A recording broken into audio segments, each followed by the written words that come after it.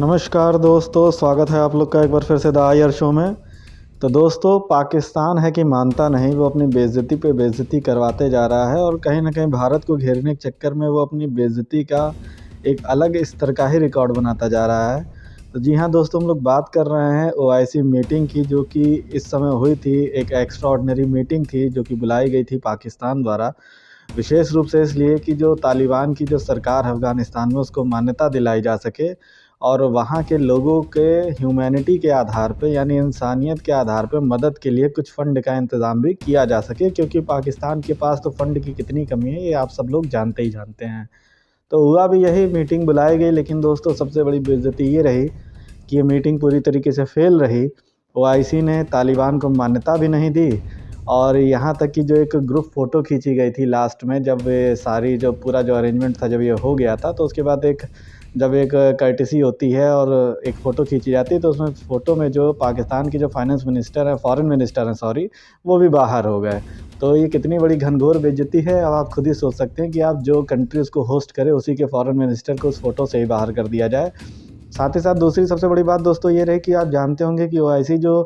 होता है ग्रुप, वो 57 देशों का है, लेकिन 57 देशों में एक तो 24 देश पहुँचे अटेंड करने के लिए, जिन्होंने हाँ भरी कि हम आएंगे, लेकिन 24 देशों में से भी 5 जो देश थे दोस्तों, वो भी जो है बाहर हो गए। लेकिन दोस्तों मज़ेदार बात यहाँ ये है कि ये जो पांचों देश जो बाहर हुए थे वो सेंट्रल एशियन के देश थे और वो पांचों के पांचों अफ़गानिस्तान के पड़ोसी देश हैं। और वो सब पांचों कहाँ गए हुए थे? वो सेम उसी समय इंडिया के द्वारा अफ़गानिस्तान पे जो मीटिंग बुलाई गई थी दिल्ली में, उसको अटेंड करने के लिए पहुँचे हुए थे। यानी आप सोचिए कि एक ओआईसी की मीटिंग एक पाकिस्तान ने बुलाई अपने अफ़गानिस्तान के मैटर को लेके, और उसमें भी 57 में से 24 देश पहुँचे। उन 24 में से 5 देश जो है वो इंडिया पहुँच जा रहे हैं अफ़गानिस्तान के ऊपर मीटिंग को लेके, और वो इंडिया में जाके अलग से मीटिंग कर रहे हैं। तो अब आप ये समझिए कि कितना बड़ा एक डिप्लोमेटिक हार है पाकिस्तान की, और ये कहीं ना कहीं ये बताता है कि भारत की जो फॉरेन पॉलिसी है उसमें डिप्लोमेसी को लेके कितनी ज़बरदस्त मैच्योरिटी अब देखने को मिल रही है, जो कि शायद आज के कुछ समय पहले तक नहीं देखने को मिलती थी। लेकिन कहीं ना कहीं भारत अब अपनी फॉरेन डिप्लोमेसी की ताकत को जो है वो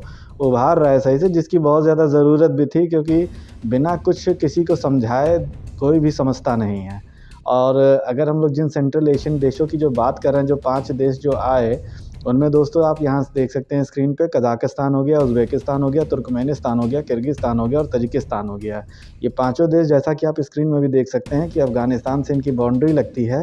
और आप देख सकते हैं कि इंडिया के भी काफ़ी करीब में हैं। तो इन सेंट्रल एशियन के जो 5 देश हैं, ये इंडिया सेंट्रल एशिया जो डायलॉग होता है, थर्ड डायलॉग था ये, उसी थर्ड डायलॉग को अटेंड करने के लिए ये लोग भारत में पहुँचे। और दोस्तों उस दिन पहुँचे जिस दिन सेम मीटिंग ओआईसी की थी अफ़गानिस्तान को लेके इस्लामाबाद में। तो भारत ने भी इस मीटिंग को 18 से 19 दिसंबर के बीच में रखा, इसलिए ताकि एक बहुत बड़ी डिप्लोमेटिक चोट पहुंचाई जाए पाकिस्तान को, और जो कि पाकिस्तान को पहुंच भी गई है, क्योंकि पाकिस्तान के मीडिया में ही इस बात का पूरे तरीके से जो है मजाक उड़ाया जा रहा है कि पूरी तरह ओआईसी मीटिंग जो थी वो फेल्ड रही, और किस तरीके से भारत और भारत के साथ उसके जो फॉरेन मिनिस्टर हैं, उन लोगों ने किस तरीके से इस पूरी मीटिंग पे और पाकिस्तान के पूरे प्लान के ऊपर पानी फेर दिया। लेकिन दोस्तों अब इसमें पाकिस्तान के साथ पाकिस्तान की जो एक और बेइज्जती हुई वो इस चीज़ को लेके हुई कि पाकिस्तान ये सोच रहा था कि आतंकवाद के नाम पे और किसी न किसी तरह इंसानियत के नाम पे कुछ ना कुछ करके, कोई ना कोई एक तरीके से कहा जाता है जिसको जुगाड़ करके, वो पैसे का इंतज़ाम कर लिया जाएगा इतने देशों को इकट्ठा करके। क्योंकि जो बचे हुए जो आपके 19 देश थे, उस 19 देश में सऊदी अरेबिया भी गया हुआ था, तो इन्होंने बड़ा जुगाड़ लगाया कि किसी तरीके से जो है सऊदी अरेबिया को जो है कन्विंस कर दिया जाए इस बेस पे कि इंसानियत को देखिए, अफ़गानिस्तान में इंसानियत देखिए क्या हाल है और इंसानियत मर रही है। तो दुनिया भर की इन्होंने दलीलें दी, लेकिन उस दुनिया भर की दलीलों को देने के बावजूद जो है सऊदी अरेबिया पे कोई ख़ास फ़र्क नहीं पड़ा, और सऊदी अरेबिया ने साफ-साफ कह दिया कि वो मदद करेगा, वो $1 बिलियन तक की मदद करेगा, क्योंकि एक तरीके का इस्लामिक फ़ंड बनाना चाह रहे थे अफ़गानिस्तान की मदद को लेके, ख़ास तौर से उसकी इकनॉमी और वहाँ के लोगों की मदद को लेके। तो इस पे सऊदी अरेबिया ने ये कहा कि वो मदद करेगा $1 बिलियन तक की, तब जब उसको टेररिज़्म के ऊपर एश्योरेंस मिल जाए। और दोस्तों टेररिज़्म पे एश्योरेंस जो है वो पाकिस्तान से लेना ठीक वैसा ही होगा जैसे कि आपको कोई डॉक्टर दवा दे और वो ये कहे कि इस दवा को आपको सोने के बाद और सुबह उठने से पहले खाना है। तो ना वो दवा आप कभी खा पाएँगे, इसी तरीके से ना पाकिस्तान कभी टेररिज़्म पे एश्योरेंस दे पाएगा, क्योंकि जिस देश की हालत ये है कि 2 दिन पहले तक सियालकोट में एक आदमी को सिर्फ ब्लास्फेमी के आरोप में जो है श्रीलंकाई नागरिक था, उसको जो है पीट के मार डाला गया। और ओआईसी मीटिंग होने से पहले 24 घंटे से लेकर 48 घंटे तक के लिए सारे जो भी नेटवर्क्स थे, मोबाइल नेटवर्क और जो भी इंटरनेट था, उन सबको जो है पूरी तरीके से जैम कर दिया गया था। तो उस पाकिस्तान को खुद को अपने ऊपर नहीं भरोसा है कि कब उसके यहाँ कौन सी घटना हो जाए, तो वो टेररिज्म पे किसी को क्या एश्योरेंस दे देगा।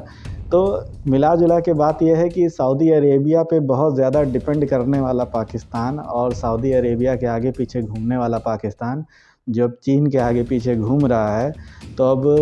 वो कहाँ जाएगा, उसके पास अब ऑप्शन भी बहुत लिमिटेड हो जा रहे हैं और धीरे धीरे एक फेल्ड स्टेट के रूप में जो है पाकिस्तान पूरी तरीके से ढलता जा रहा है।